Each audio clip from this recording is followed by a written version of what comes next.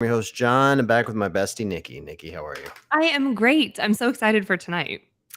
When we have audio that actually works. Well, that is a huge bonus from yesterday. I was just saying out loud that I feel like yesterday we tried so hard to get the audio to work with Pat, and he just did not have bandwidth from Canada, I guess. And we eventually, I like how we just made it work. We were like, yeah, we can only hear every third word, but let's just roll with it. Pat lives on some island, the most remote space of all of Canada. Apparently, they use AOL dial-up, and it's absolutely ridiculous. But I'm really excited tonight because we have Aimee Everett with us. Aimee, how are you? Good. How are you? Thanks for having me. I'm so excited. So for those listening, Aimee and I met. We met in Salt Lake City at a competition that you won, I might add, that I'm sure we will talk about. Oh my first time ever going to a weightlifting competition, which was very cool, I might add.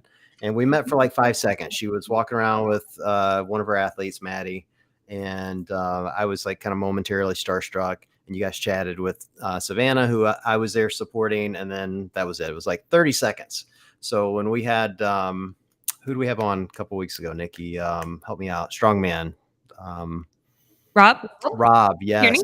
Kearney? Yeah. I love Rob so much. And he mentioned that you had joined Hard Work Pays Off, and my antennas went up immediately. I'm like, we got to get her on. And then within like minutes, I got a DM from someone that was like 6 paragraphs long going, hey, I don't know if you've heard of this woman, but you need to have her on. It was like just a list of your accolades. Oh, swear to God. It was like the longest email. So sweet. And I felt bad because I just responded with, oh, yeah, I've heard of her. We're going to have her on. Yeah, she's oh coming. My gosh. Well, how nice of that person to pimp me out to you. Well, they did. And quite literally, like, it was like reading a resume. Like, this person had everything you've ever done in your life. They had like in the DM. It was amazing. Was it just Aimee on a fake account? Maybe. I definitely not. I don't even know half the stuff that I've done. And O'Keefe recently at Can West was like, okay, introduce yourself. I was like, hi, I'm Aimee. And he's like, that's not how we introduce ourselves. Really not where I was going with my introductions from then on, because apparently I'm supposed to say all these, accolades and things about myself. I'm very bad at that. Well, I would have reached out to you directly, but I know O'Keefe pretty well. Obviously, I know Savannah very well, who you coach. And I was like, it felt weird to me, like going through one of your athletes to talk to you. So I'm like, I'll just message O'Keefe, see if he can connect us. And typical Matt, he's like so gracious and quick, and like he's immediately on the ball. And like within seconds, he had us, on a email chat, and it was great. So yeah, so here we are. And Savannah is amazing. I adore her. Yeah, she's a phenomenal person and a phenomenal athlete. And has, under your tutelage, has become a even better. I mean, she was a great lifter before, but like I've had the honor of like kind of watching her progress since you've been coaching her. And it's been a really kind of probably why I'm so excited about having you on, because it's rare that I get to see, an athlete like kind of progress under someone. And so to get to learn like how you do that is really exciting to me. Well, let's like back up for a second, because there are some people who have never heard of Aimee. They must be living under a rock, truly, but would love to just kind of like, for the people who don't know you or not familiar with your resume of accolades, Aimee, tell us a little bit about what you've been doing within the sport of weightlifting and sort of how your work has led you to joining, most recently, Hard Work Pays Off. Well, my name is Aimee Anaya Everett, and I am a senior international weightlifting coach for USAW. I coach beginners, novice lifters, masters athletes, American record holders, national champions, Pan Am champions, Pan American record holder, and Olympian. I coach CrossFitters, and I also coach lifters who never want to compete. They just want to be the best lifter their garage has ever seen. So I'm kind of all over there. And, the past couple years have really been devoted to the 2020 Olympics. So I've been, was traveling a lot for that, for qualification, and going to Tokyo, which was amazing. And so that is my, in a nutshell, history with coaching. I've been coaching for, I don't even know, over 15 years, I think. And I work really hard to continue to grow as a coach and do more and strive to be better. And now I'm working with HWPO as well. Which is amazing. So now you get to coach some of the best CrossFitters in the world. Mal O'Brien, who's arguably probably the future champ. We all suspect if she continues to progress like she has been. She's precious. Have you already been to Vermont and hung out with the crew? I actually have not been to Vermont. I'm going in just a couple weeks. I'll be there for a week, the first week in October. My HWPO team, most of them are starting their European tour right now. So they're, over in Europe, they're doing a few stops there, and I'm staying here to coach the kids. Well, if the one thing I've heard about the Vermont trips is you better bring your appetite. Sammy likes to cook. So she does. And we have that in common because when the athletes come to my house, I'm the same way. I just constantly feed them. I want to make dinner. I'm constantly feeding them and cooking. And so we're very similar in that way, taking care of our people. We'll be over tomorrow then. That sounds all about it. We had Sammy on. How long ago was it, Nikki? It was a few weeks ago. Yeah, a few weeks back. And it was like having just an old friend on the show. I had never met her before, never even talked to her really in any capacity. And it was like we'd known each other for decades. She really has a way to do that. She really has a way to make you just feel so invited and welcome. And she's absolutely just a wonderful person. I adore her. Yeah.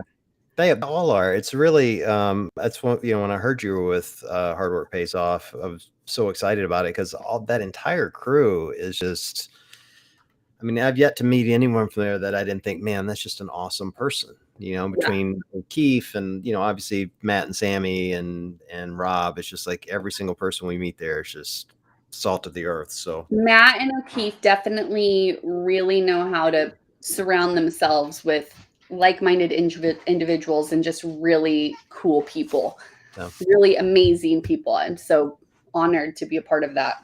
Well, it's good to have you there because, Fraser's never been known to be a very good lifter. So having you as part of that team, I'm sure will really help him fix his problem. Yes, definitely.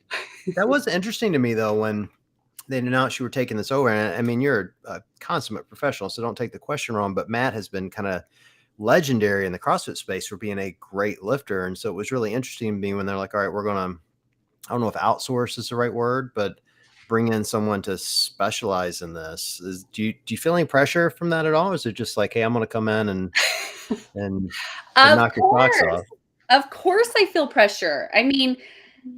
I'm very torn. I was actually talking to my husband about this today because I'm very confident in myself as a coach and my abilities. But at the same time, it is a lot of pressure to come into a new space. So I've been around CrossFit since the beginning. I've coached lots of CrossFit Games athletes, but I have been out of CrossFit for a couple years, but I'm always watching. But it is, right now I just work for myself. It's just my husband and I, and, we own Catalyst Athletics. And if I make a mistake or I don't represent myself well, it only really falls back on me.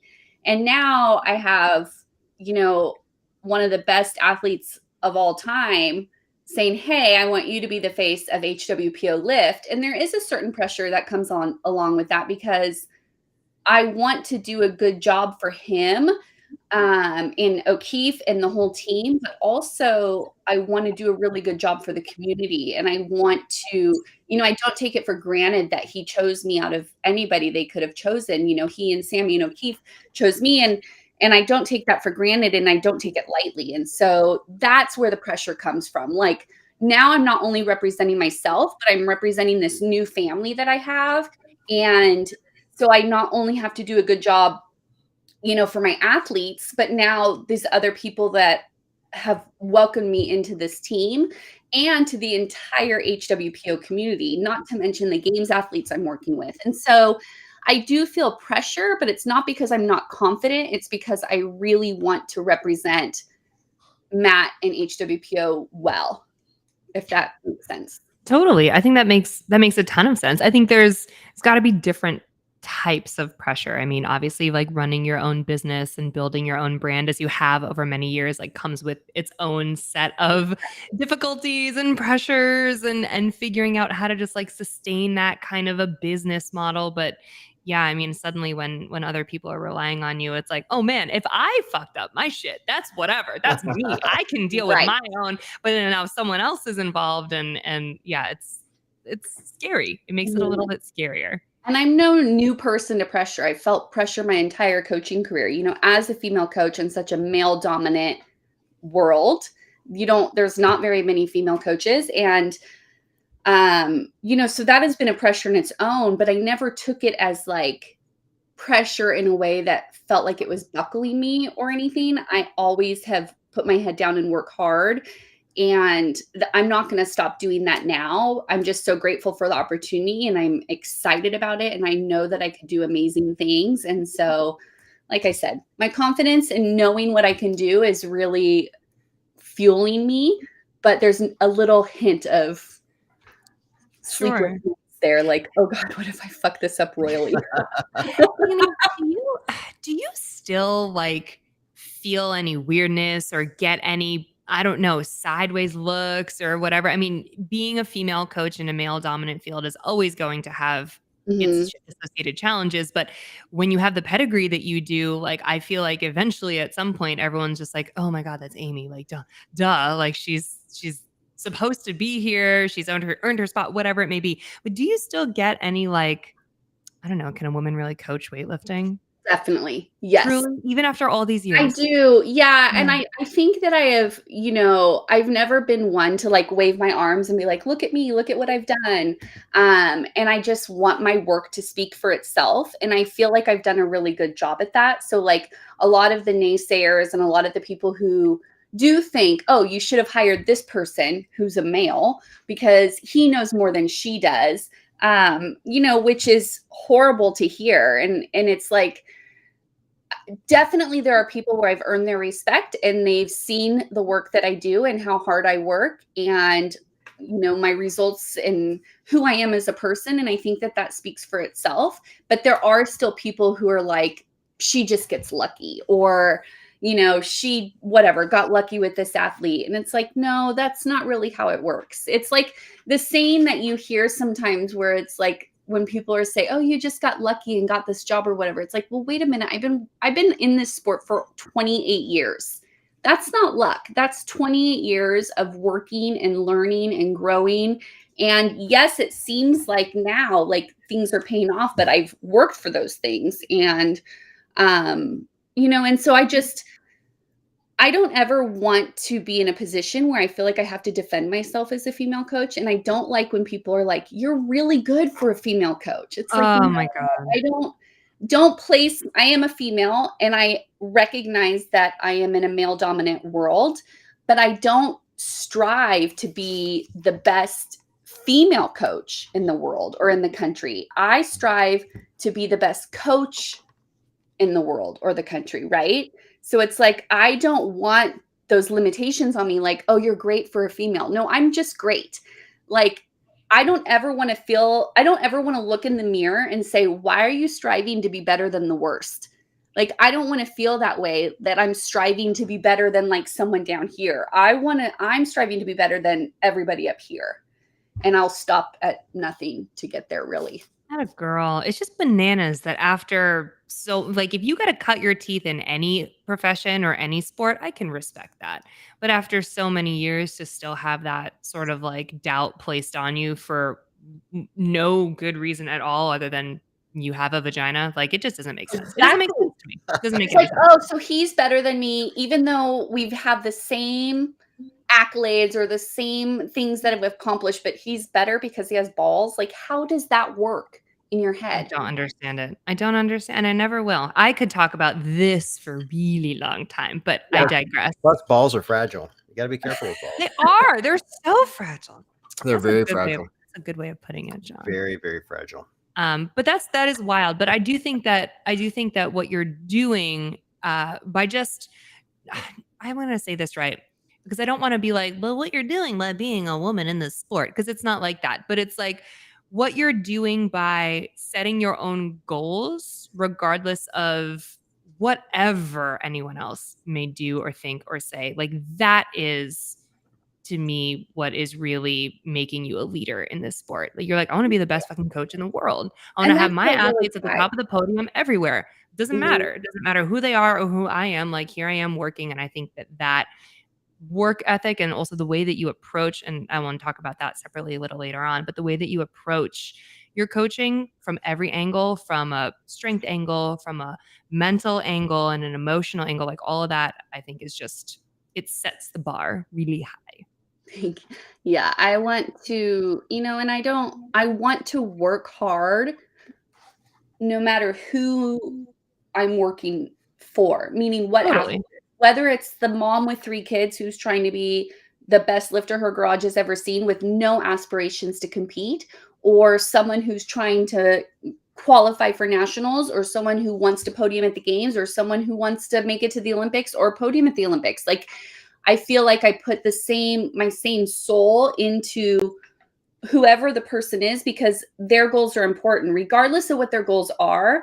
I'm never one to be like, well, your goal is just really kind of dumb because you're not trying to go to the Olympics. Like, that goal, whatever their goal to them is so important. And for me, it's so important to help them with those goals. And so I don't want to put boundaries on myself and become someone that people expect me to be because I'm a female, or whatever the situation may be, because I'm me and I'm going to continue to be me. And I'm going to continue to break down walls and barriers that are placed in front of me because I'm a female, because I just think that sucks and I don't like it. Aimee, one thing that's interesting to me about your coaching, and I mentioned I've had the opportunity to kind of watch you progress an athlete, and make them better and stronger. But as I've, kind of followed your journey and looked at, your social profile, it feels like a significant portion of your coaching isn't just progression coaching, meaning, hit these percentages and do these lifts. A lot of it's mindset, which is really, really interesting to me. How much of your coaching of helping these athletes is mindset coaching of like teaching them that you're stronger than you think you are? I think that, it's huge. Like, anybody can hand you a piece of paper with numbers, right? And just be like, here, do these numbers. And some people will do great at that, but that's not my style. I'm like, how do we take this piece of paper of numbers and use that to make you unstoppable for whatever your goals are? And that takes a lot of mindset, and it takes a lot of mental work. And I really believe that you have to work just as hard with your mental training and in becoming tough. I call it, and having the garage mind and doing those things so that you can believe in yourself. And I think today specifically, it's very different from when I was an athlete. It's very different from even 15 years ago when there wasn't social media. And the example of that is, like, when I was an athlete, we didn't have Instagram or Twitter. We couldn't get on Instagram and see what everybody else was lifting, right? So we had nobody to compare ourselves to day. You just didn't know. You didn't know how people were performing until you showed up at a competition. And then you're like, oh, well, this is what they've been doing in training. And you didn't have, not only with training, but, maybe now they have sponsors in there and how many likes they're getting and how many followers they have and what they're doing in training and how, how their bodies look. And we're in a constant state of comparing ourselves to other people because of social media. And we just didn't have that back then. And that doesn't mean to say that you didn't have to work on being mentally tough back then. You still did, especially with something like weightlifting. You have to be tougher than the bar or it's going to rock you. But I think what I have found, especially the last 10 years with social media being so prominent in everyone's lives, is comparison gets in. And we compare ourselves to what someone else did. And, oh my God, they're training so well and I'm having a bad week and, this or that. And it just really puts athletes in this state of feeling negative, or having doubt or fear. And so I try really hard to keep my athletes focused on the little things and the little things that we're doing that are within our control. And our progress. Like I can't go and be as good as somebody over here. I'm not them. I can only be as good as I can be. And what's it going to take to get there? Because weightlifting is really freaking hard. It is so hard. If it were easy, everyone would be world champions who pick up a barbell and be a world champion, but it's really hard. And so I think with my coaching is we work so much on toughness and confidence. And we do a lot of work outside of just sending over a program every day, forever. When I saw you in Salt Lake City, I was so impressed how you applied all those principles to yourself. Like it's one thing to coach people, but Nikki, I got to tell you, this was really fun. Okay, I'm ready. No, this is the best. Like, so I'd never been to a competition before, but I've seen a lot of competitive athletes, and the greatest athletes, the Michael Jordans, the Mike Tysons, the Muhammad Ali's, like they all had like their thing, you know what I mean? Like their process. And Aimee comes out to lift, and I won't do this justice, and I'm probably going to get some of it wrong, but you have like, you kind of walk back and forth behind the bar. You do this foot stomp thing that I loved, just absolutely loved it, you know, and like you're getting psyched up for the lift, and you did it every single lift exactly the same way. And every time I saw it, I'm like, oh man, she is like, this is her process. This is how she's getting mentally tough. And then, and this is what I told Savannah at the meet, every lift was technically perfect. Like, have you ever seen like Nikki? Have you ever seen like a Michael Jordan jump shot? And you're like, of course, like that looks more beautiful than any jump shot I've ever seen. That's what it was like. It was like, and you know, as a CrossFitter, I see a lot of shitty lifts. So I'm like, I don't see a lot of great lifts, and I'm like, holy crap, that's what a clean's supposed to look like. That's what a jerk's supposed to look like. You know, it was just really amazing. So I really appreciated the fact that you had your own process that you had applied to yourself for these lifts to get, you know, I don't know if psyched up's the right word. Yes. But, you know, one of my old athletes dubbed that my platform swag.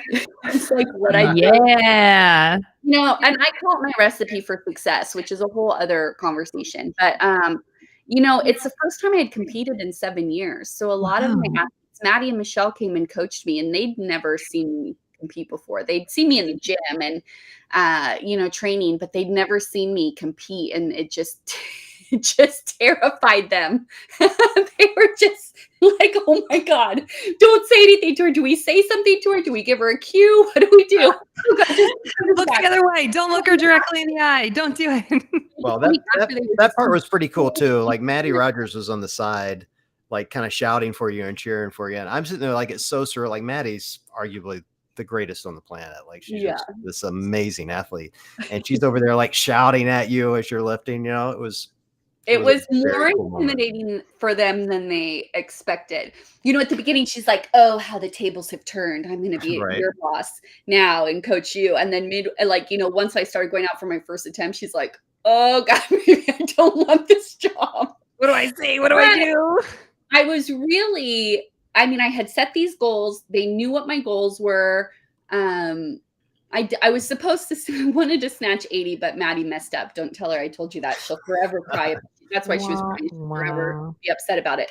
But I did 79, which is basically the same thing. I set these goals. They knew my goals. And it was important to me to walk my talk. You know, because I instill so much of this stuff into them, and I put so much on them. Like this, you know, this is what we're working on. This is the work we have to put in every single day. And at that competition that I didn't do it for them. I didn't do it for anyone else. I just really needed to do something for me because I was really struggling mentally in my life. I was just in a really bad place, and I needed to have a goal for myself. And seeing me do that, I think really showed them like, okay, she walks her talk. Like she is willing to do whatever she asks of us.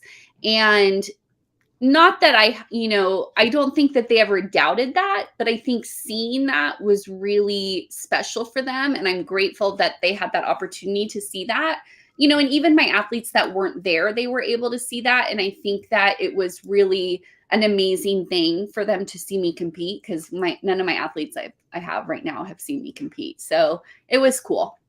You mentioned that you were going through a tough time. Is weightlifting your release or your escape from trouble? No, it's her full-time job. It is a stressor.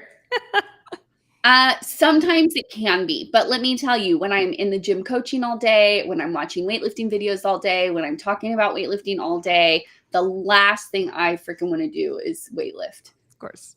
It's just no. But because see, weightlifting for so many people it's their outlet. It's something that they do either for their sport because they have to, like for example, CrossFitters, they have to be good at Olympic weightlifting, or, some people it's their job, like Maddie, it's her job. She's an elite level lifter and that's all she does. And so it's like, and then for some people, they have other jobs, they're a lawyer or a teacher or whatever, and then they come in and weightlifting is their outlet. But to me, I can't have weightlifting as an outlet because it's my whole life. So for a while there, for a couple of years, I was actually doing Fight Club. I call it Fight Club. Don't talk about it. No, you're not allowed to. Where I had a coach and he would come to my house 3 or 4 days a week, and I would do like a combination of boxing, kickboxing, Muay Thai, and BJJ. So he basically fought me coached me like an MMA fighter. But he got a different job and the times he could come weren't good anymore. Like he couldn't come until 7:30 at night because, his job, and I can't function at 7:30 at night after coaching all day. And that was a great outlet for me because it was something that was just mine. I didn't have to share it with anybody. I didn't have to talk about it with anybody. But since that's gone away, I try to set goals for myself with lifting to make it fun for me. Like, okay, well, this is my goal right now. So just do that, even if that only means you're snatching every day. So at least I can keep it as an outlet. But I only trained for 7 weeks for Masters Nationals because I hadn't been training. Well, you couldn't tell because you dominated that competition. It's just like riding a bike. Totally. When you've been as long as me. Totally. Yeah, you never forget. I got to tell you, like I'd never been to one of these competitions. It's like a chess match. Like, these lifters come out and I don't know the rules at all. It's like watching soccer for me. Like, I don't know what the hell's going on. I have no idea.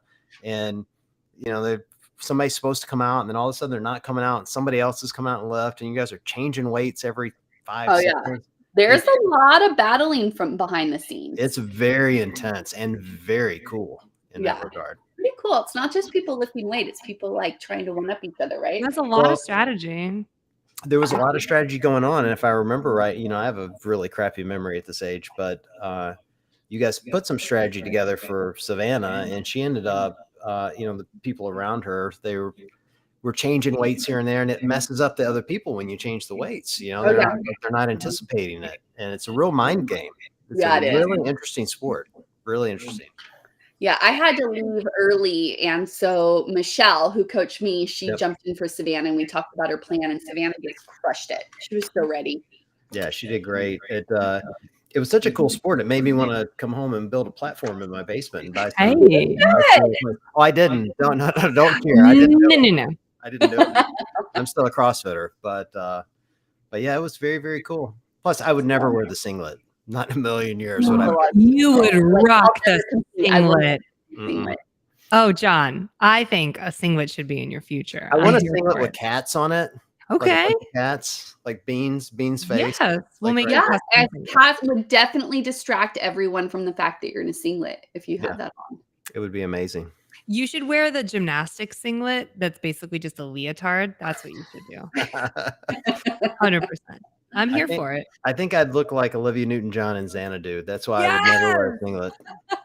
I hope so. Not in a million years. Aimee, I want to ask about, I saw you've posted recently on your Instagram, you posted some clips from these camps that you've been running. Mm-hmm. And I do have some specific questions, but first just tell us a little bit about the camps. Like, what is that you do? I have been doing, for several years now. I just took a break, during COVID, and then after COVID, after the quarantine and everything was shut down, I started doing more of them because I really recognized that people really needed it. My husband and I do one together that's men and women, but I was doing a women only camp because so many people have been training alone. Gyms shut down in their area. They never opened back up after the shutdown. They ended up building these garage gyms at their house. And then they're like, well, this is great. And so they stayed there. And I wanted to really build something where a community of women can come together to support each other through these hard times. Back before COVID started, I would just do them for fun. But now they have a little bit of a different purpose because so many women that come, they've just been training alone. Some of them have never trained with another person. Okay. They've Oh, never had a coach's eyes on them. Maybe they learned from a CrossFit gym and then started training in their house and learned via video. So I do these camps, and I typically do them at my house, but I just recently did the first one away from my house, and I did it in one of my athletes' gyms in New Orleans, and it was just a blast. And it's not just about lifting. We definitely do a lot of lifting. We do full training sessions, and we do it kind of like progression style. So we'll be like, okay, well, we're going to work on some snatch technique, or we're going to work on some clean and jerk technique, or this, there's a lot of learning involved. And we do a lot of talks. There's a lot of tears and smiles. We do bonding stuff. We eat meals together. We talk about everything. We get vulnerable. Some people don't want to talk. They just kind of listen and be there, and that's okay too. And then we always do some kind of fun activities. It changes a lot because a lot of my people, they repeat camp. So I want to change it up. Like in New Orleans, we had some traditional New Orleans food, and then we went on a haunted ghost tour. It was so much fun. And then we went to a vampire bar, which was crazy. okay. And I didn't drink because I always feel like I'm working. This is my responsible mode. Like I don't want to drink while I'm here, but I went to it and was able to observe this stuff. So we do that. And has changed my life in so many ways, but I see it changing these women's lives. And the people that come aren't like elite lifters or super experienced lifters. Most of the time they're beginners, novice, they're like pretty new. Some of them have never competed before. Some of them have done local competitions. There's a lot of masters that come. Masters lifters are like us, like John and I, like the old folks. And I see them making lifelong friends. Some of these girls, they go and get tattoos together. I see them hanging out on, tagging each other on Instagram. It's like they meet at camp, they have bonding, and then they become like these internet training partners. I've seen them time with each other during training so they don't feel alone. They sometimes meet up with each other. It's a wonderful thing, and I love it so much. I could tell just from the couple clips that you posted, I could tell that it was like a transformative experience because it really is. Yeah, because I hope so. I always send out a survey afterwards with these questions. And how were you transformed during this? I'm like, please tell me. Don't Rate from 1 to 4. Yelp review. That's what I say. I send out surveys because I want to know, was there something you didn't like, or was it enough volume for you, or too much volume, or how can I make it better? Like, what can I do to be better? Because I want to continue to make my camps more and more amazing each time. So I send out these surveys afterwards and they're anonymous. So I say, be honest. And fortunately, everyone really loves it. And I get a lot of repeat people. So I know that they've had fun. And it fills my heart so much. And I just absolutely love having the time with these women. And I learn so much every time I have a camp. And it helps me, it teaches me as a coach, and it helps me grow in empathy, and also just adds more tools to my toolbox that I can use. Like, oh, this one time I was teaching this girl and she was having this issue. And now you're having this issue. And it has that, it's a nice little bucket of tools that I have carrying around because I'm able to use all of these experiences when I, am around a person like that again. And so they're amazing. They're so much fun. What really struck me when I was watching some of the clips was this one kind of like discussion that you guys were having about self-talk. And I thought to myself, man, doesn't this just apply in every facet of life? Doesn't it apply in weightlifting and also in your personal life, and you versus you in your own head? And basically the gist of the conversation was, why would you say something to yourself that you would be appalled if I said to you? Like if I was walking around being like, oh my God, I suck so much at weightlifting. Like, okay, well, if I told you that you sucked at weightlifting, wouldn't you like slap me across the face? That would be horrendous for me to say to you. So why is it okay that you said this to yourself? And the epiphany that I had from watching your like 20-second Instagram video, I was like, oh shit, I gotta go to one of these. Like that was like that moment where I was like, isn't this conversation just so important to every aspect of life as a woman, but as anyone, truly? Like, dang. I And we have struggle with a that. lot of those. Oh, So sorry, hard. John. I said I struggle with that. That's so hard. It's not just women. It is. And we have a lot of talks like that at my camps. We dive into a lot of vulnerable stuff that's hard, that people don't want to talk about, or you feel shame admitting, or it's hard to ask for help, or it's hard to say, I'm struggling with this, whether it's in lifting or in life. And you know, that, like you said, it was like a minute, not even a minute snippet of this big conversation where we were talking about how we beat ourselves up, whether it's in sport or our personal life, you know, whether it's about our job or our bodies, or, you know, who we are as a person, and how those negative thoughts just can consume us. And then it just really takes away all of our confidence, and it's crippling. And so how can we change the narrative, and how can we work to like not say things to ourselves that we wouldn't say to someone we love, or even your worst enemy? I mean, maybe then you would say it, but I can be a pretty spiteful bitch, so. Yeah, same. And I have to stop myself a lot and be like, would I say this to one of my athletes? But you know, it's like, would I say this to my daughter? You know, and it's like, okay, I wouldn't. So why am I saying it? Like, why is it okay to say to myself if I would never say it to somebody else? Like, that would be so hurtful and mean. And like, how sad would they feel if I said those words to them about them? But yet I say that to myself. And that's all I'm doing to myself, is making myself sad and feeling like I've, you know, been put down, and that it's just horrible. But we don't look at it like that, right? We're like, oh, it's in my head, it's okay. But it's not okay, because then it becomes a habit. That's how we talk to ourselves. It becomes a habit. It's like, wait a minute, if you wake up every day and you're like, I love me some Aimee. Ooh, I look cute today. Look at my butt, you know, or I am the greatest. I am so great at snatches, or I am so great at my job, or I am a wonderful, amazing friend.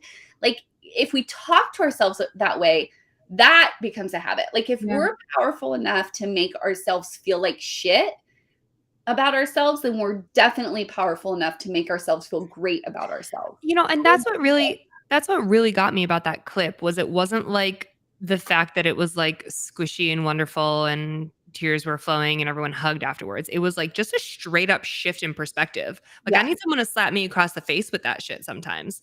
And yes, like the vulnerable conversations are very important, and I love me some like deep dives into the soul. But just for you to be like, hey, so like, have you thought of it this way? I was like, oh my God, I haven't.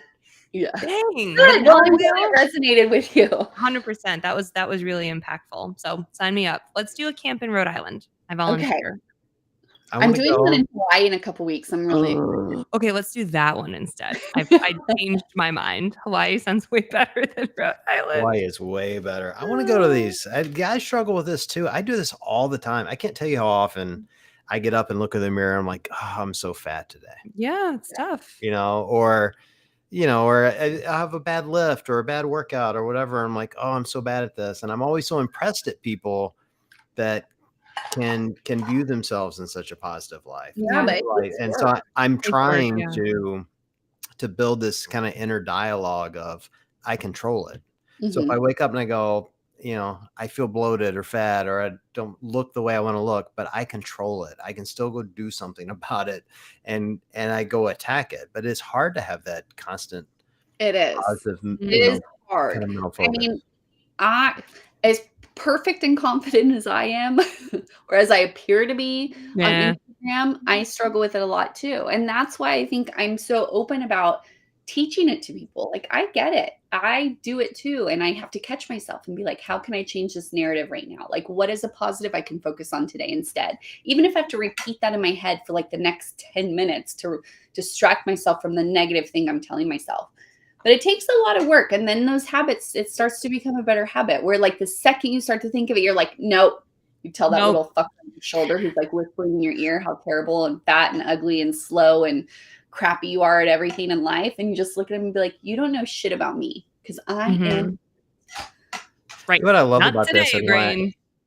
I tell you what I love about this and why I love that you're joining Hard Work Pays Off is that CrossFit is built around comparison. Comparison to yourself and comparison to others. You know, like we've done this for over a decade now, or a couple of decades of, you know, of having benchmark workouts, and everybody compares themselves to everybody else. And so now you're going to be coaching, you know, in this case, you know, we'll say, you know, Mal and Jason, you know, two of the, you know, best in the sport right now. And this is a valuable skill for them to learn early on, because these are young CrossFitters in their career having to compare themselves against the Tia Claire Toomeys. And even worse, like those two are comparing themselves against Matt. Yeah. You know, the GOAT, the greatest of all time. Like literally the greatest of all time. I will argue with what anybody says about other people being better. I don't think anyone can touch him. I'm Team Matt. I am absolutely Team Matt. And, you know, and so I think that's got to be hard for someone like, you know, Mal is, you know, training under him, and Jason too, who's spectacular as well, you know, but they're going to be in a shadow for a while. Have you given thought about how you're going to approach that with them coming in early on and helping them kind of create their own shadow? Yeah, I think that, you know, the thing is how lucky are they that they get to be taught by the greatest of all time? And I think that they have so much to learn from him, and so much knowledge to gain from him. And but they can't compare themselves to him because they're not him. Nobody is Matt. They can strive to accomplish things that he's accomplished, or they can strive to perform like him, or move like him, or be mentally tough like him. But they can only do that in the best that they have to give. And that doesn't mean that they can stop short. That means that they can set goals for themselves. You know, I want to accomplish what Matt has accomplished, or I want to be able to move like Matt did. I want to be able to have the mental fortitude to not give up on myself like Matt did. That is very different than comparing yourself to Matt as the person. Because I think if you try to compare yourself to Matt as the person, you're constantly going to set yourself up for disappointment. And you're constantly going to feel like you're failing, not only yourself, but Matt, because you're not Matt, right? So I think it's important for them. And, you know, something I've already been working on with them is like, what is the win from today? Like, what did we do really well today?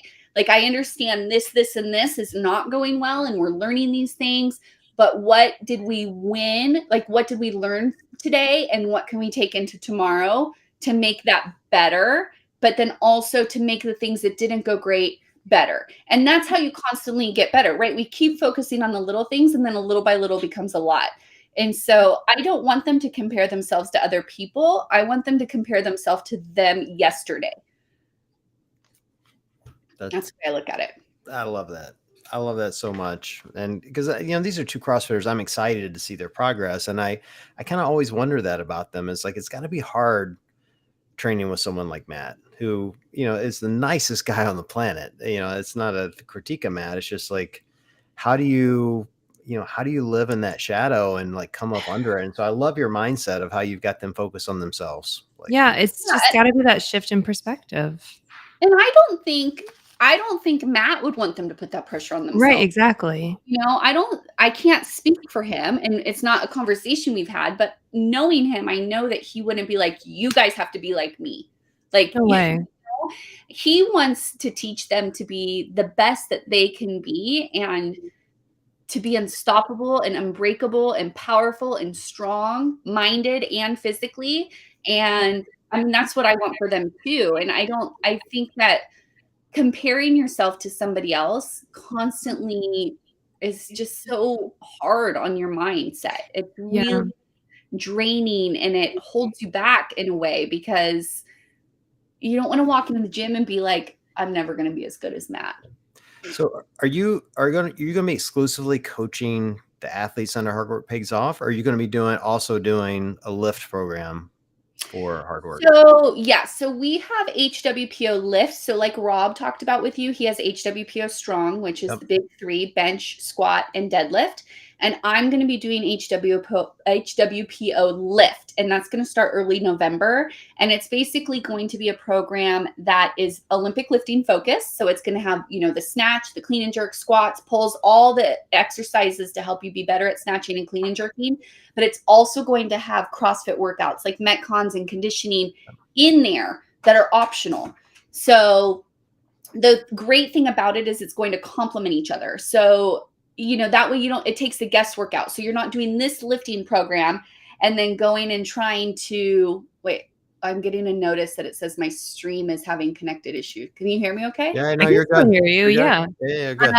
So it's not going to take the guesswork out of it. So it's not like you're going to be able to do this lifting program and then have to go out and search for your CrossFit, because it's mixing two programs together very rarely work. Totally. And that's like, I feel like that's the CrossFitters downfall. Like that's what we all do. We all like in the gym 4 or 5 days a week. And then we're like, oh, I really want to get better at this. And then you like go seek out a program. And then you're like, wait, but do I do that? Or do I do this Metcon? But like also the class is doing this today and that looks really fun, but I'm supposed to snap. And then you hop around like this and you never have progressions and you never stick with something. So this is going to take all the guesswork out. It's going to have your warm up, your lifting, whatever, the Metcon and conditioning, accessories, I call them.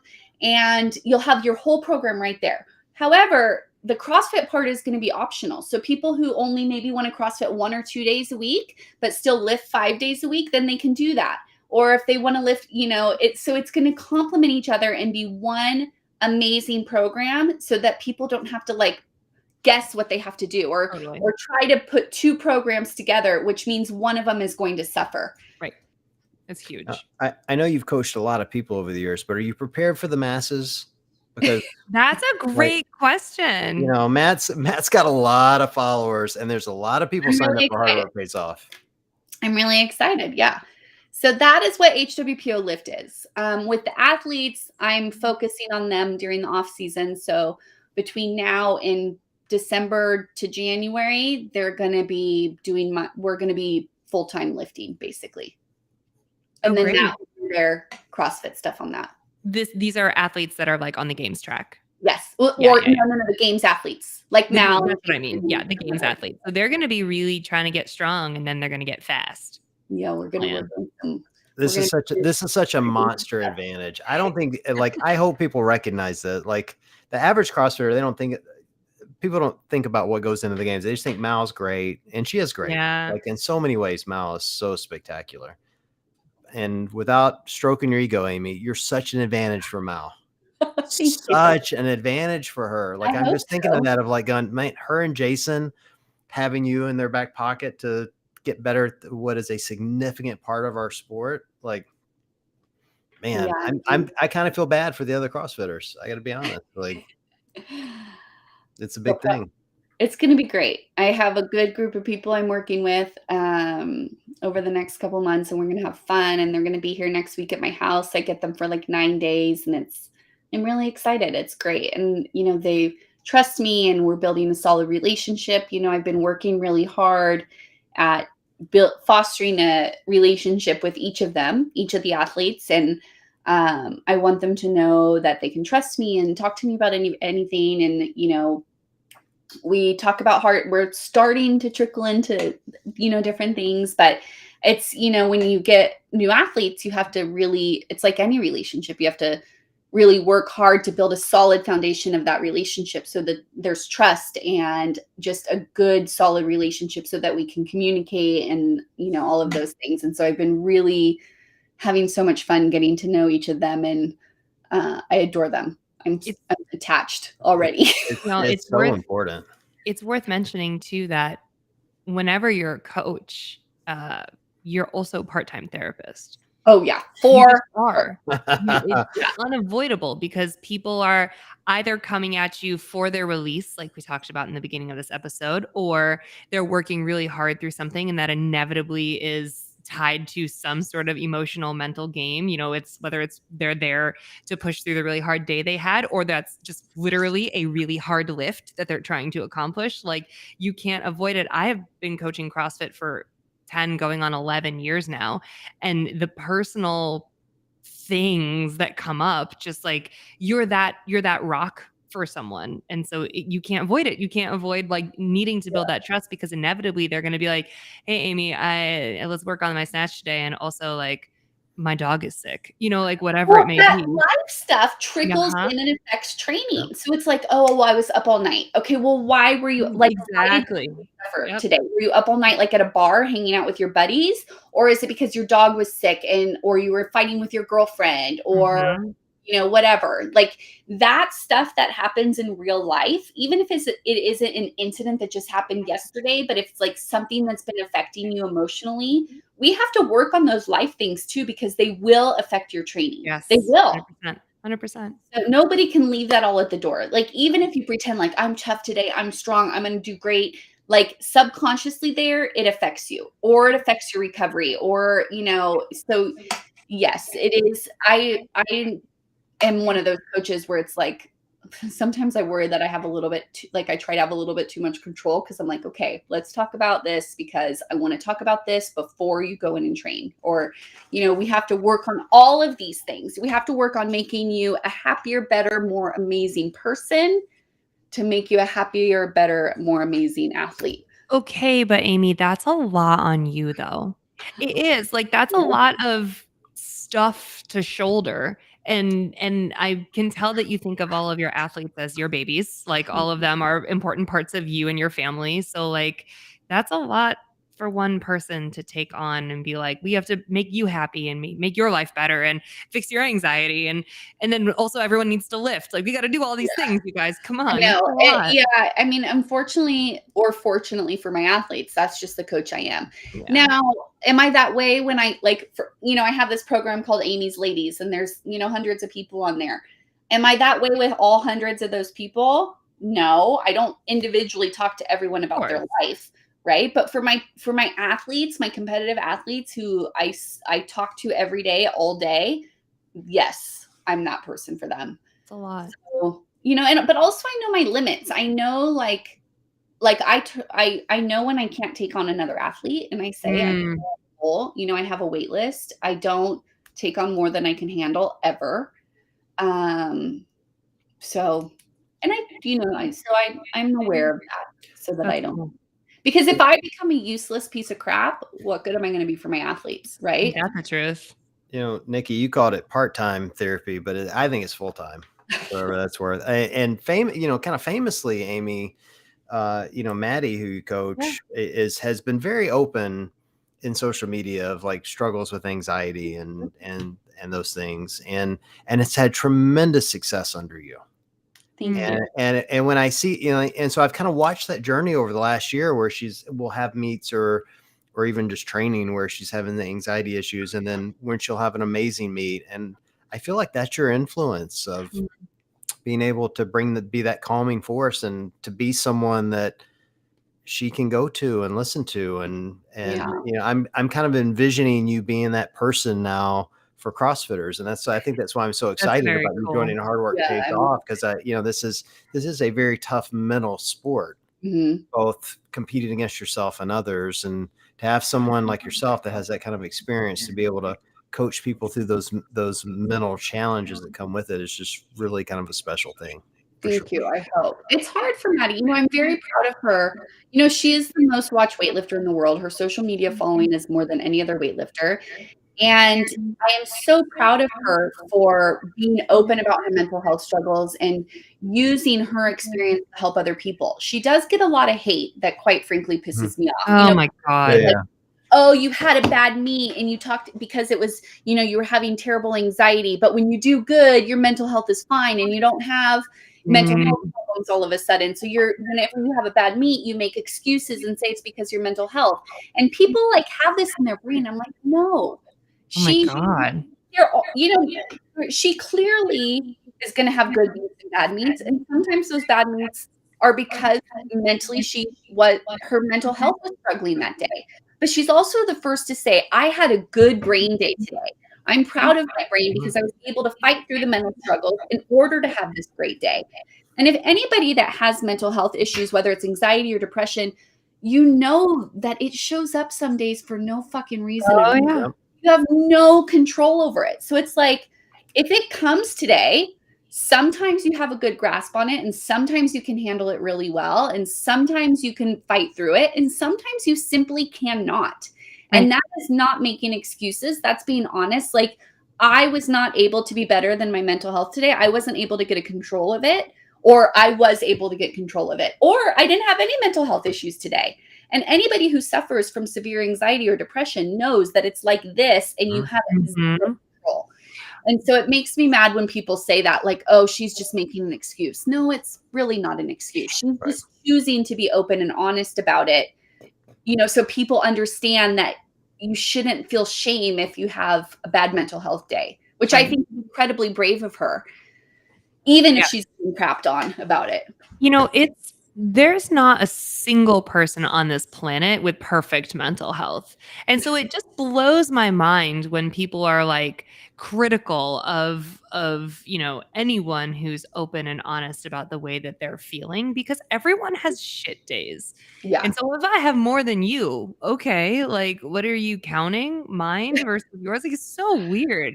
And it like, your mental health, there's no separation between how you act on a daily basis, whether you're going to work or you're going to weightlift or you're in a meet or you're at the Olympics. There's no separation between what you do on a daily basis and your mind that gets you there. So it's just bizarre when people are so like, bizarre. I don't know. But I personally nobody's mental health is like better or worse than someone else's. Someone's like, well, mine is worse because I have this going on. And it's like, because it doesn't mean your trauma is any worse than my trauma. It's just different. It doesn't mean that it's better trauma. And so I think that, I was really encouraging of Maddie to really kind of be open about it and to talk about it and not feel shame about it, or like not allow people to put this stigma on her. Yeah. And it's something that I had to do for myself, because for a lot of times I was like, oh, I can't talk about my anxiety.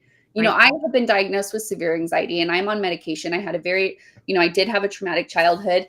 And for a long time, I didn't want to talk about it because I didn't want people to look at me and be like, she's weak. How can she be a coach? She's weak. Right. She doesn't have it together. She's supposed to be in charge of me. And I worried that people would look at me like I was broken, or that I wasn't capable of being a successful, high-powered, strong woman of a coach. And I felt a lot of shame, because society wants you to think shame, that you should be feel shame for being broken. And then finally I was like, this is who I am. So here we go. This is all of me. And I realized that once I started doing that more people were like, oh my God, thank you for saying this, because I also feel shame, or I also am afraid to admit that some days I'm struggling. Yeah.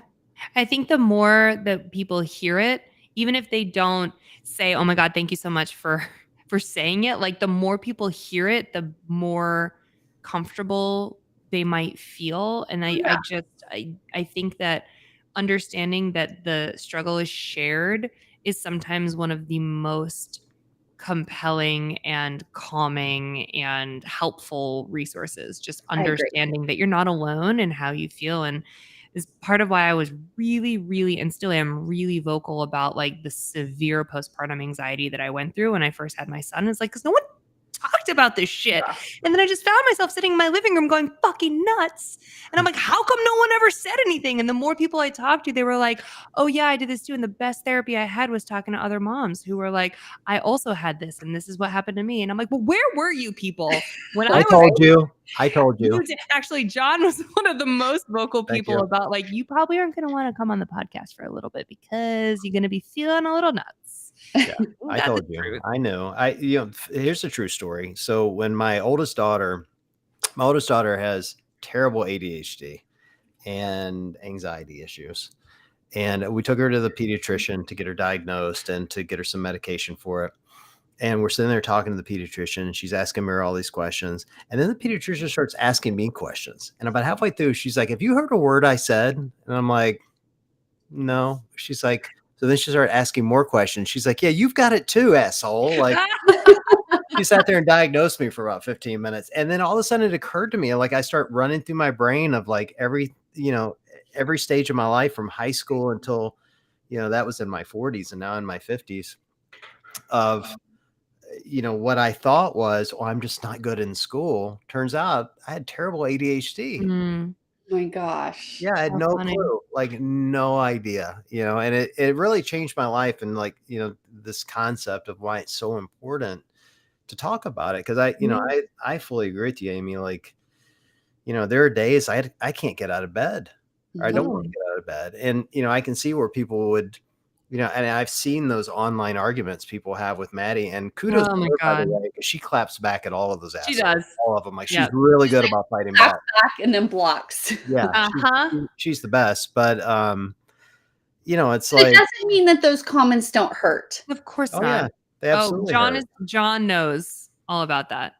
Yeah. But it's important, I think, to continue to talk about it because others need to understand that it isn't something that you can control. You can manage it and you can work through it. And it's super important to have someone like yourself to be able to talk through it and kind of find out where you're at for that particular day. Right. But you don't own it. Yeah. Sometimes it just happens, Yeah. Yeah. Sometimes the best you have today is to get out of bed and get dressed, or maybe you don't even get dressed, but you like make yourself some breakfast and that's the best you can do today, then yay. Yeah. Right? Yeah, for sure.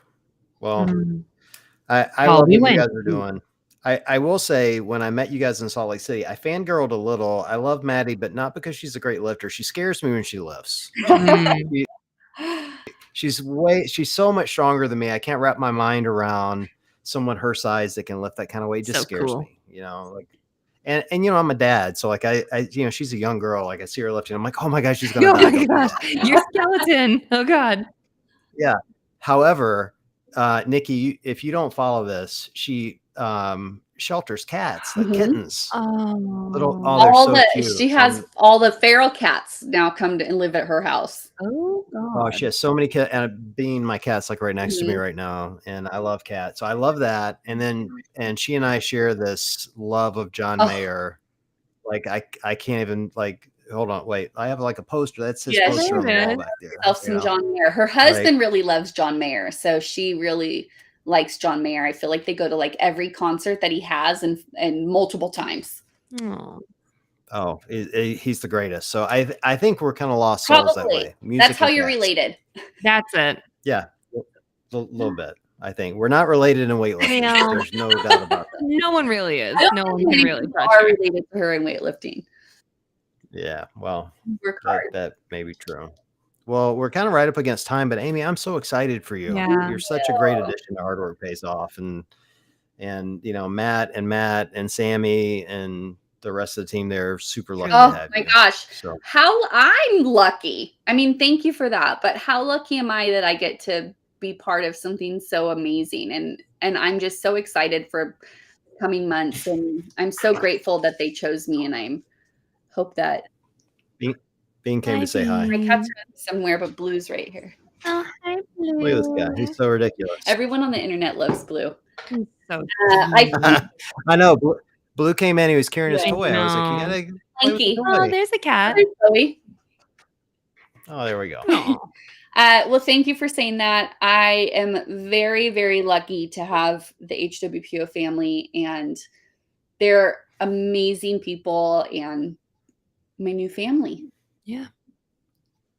Well, I'm going to try to get up there soon. Hopefully I'll get to run into you. Yeah. In person, and we'll get to do that. That would be awesome. I'm not going to lift weights in front of you. If you're there, I'm just like, nope, no barbells. I'm injured. Everybody says nobody wants to lift weights in front of me. I'm like, why? Yeah. At the game, when we were at the games, everyone kept saying, "Are you just cringing watching these people? Like, do you want to just like over evaluate?" But I don't, because otherwise, like, I want to just be at the games and like enjoy the sport, right? I just want to enjoy it like everybody else, and so I try to shut that coaching brain off a little bit, unless it's one of our own people. And I have to take notes, but I kind of tend to be like overlook those things a little bit because I want to be able to be a fan of the sport. Of course. Not pick everything apart. That makes sense. Well, and truthfully, I don't want you to fix all the weightlifting because it's going to ruin some of my memes. Yeah, So, let's be you let's know, Okay, well, be please don't make selective. a meme about me unless it's really a good one. yeah, I need some really shitty lifts. I need them to do some dumb things from time to time. I need some big misses, you know, like it's good Yeah, for yeah, yeah. business. That's You could for just be sure. like, okay, well, next time Aimee should be here to coach this person. Yeah, well, see, that's why Matt was never memeable because his lifts were always perfect. They were just always beautiful. There's nothing I could do with So them consistent. ever. Truly. I love it. Yep, for sure. Well, thank you for I joining really us. appreciate you having me on. I hope that I met your expectations. And I hope I didn't talk in circles too much and like said some useful stuff. No, far exceeded Okay. all of our expectations for sure. Yeah, we definitely will want to have you back on after you've had Yeah. some time to work with the team there and you know, Yeah, start to definitely put have your you stamp on when I on what can they're talk doing. about more stuff I'm not allowed to Yeah. talk about yet. Well, we will absolutely do that. Thank All you. right. Well, Nikki, great to see you for I 2 know, nights in a row. I love it. And we have Haley Adams tomorrow night. We're going to talk about Cracker Barrel. My favorite Mhm. topics Be a with my little favorite person. We love Haley Yeah. so much. She's been on the show like 3 or 4 the times best. now, and we always have fun with her. So it's gonna be super fun. Awesome. So Well, have a can't wait. wonderful evening, and thanks again for the opportunity to talk with you. Of course. I'm sorry I didn't Absolutely. bring a Thank kettlebell you. or a cocktail. Next time. There's always next time. Always next time. Next time. All right. Well, for everyone listening, we appreciate you guys joining us, and we